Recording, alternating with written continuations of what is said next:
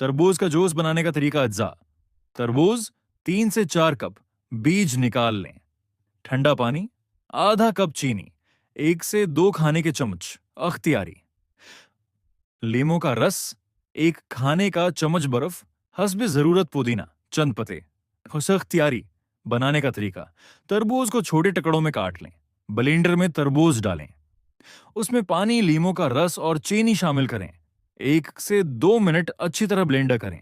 अगर चाहें तो छान लें, वरना ऐसे ही ज्यादा मजेदार लगता है। गिलास में निकालकर बर्फ और पुदीना डाल दें।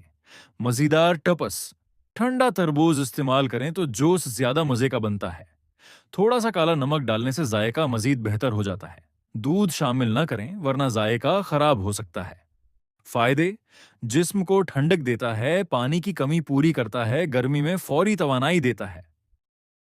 तरबूज के जूस पीने के फायदे: जिस्म में पानी की कमी पूरी करता है, गर्मी में ठंडक देता है, थकन और कमजोरी कम करने में मदद देता है, जल्द को ताजा और चमकदार बनाने में मददगार, हाजमा बेहतर करता है, दिल की सेहत के लिए मुफीद समझा जाता है, वजन कम करने वालों के लिए अच्छा मशरूब क्योंकि कैलोरीज कम होती हैं, वर्जिश के बाद फौरी एनर्जी देता है, पेशाब खुलकर आने में मदद देता है, विटामिन ए और सी की अच्छी मिकदार फराहम करता है।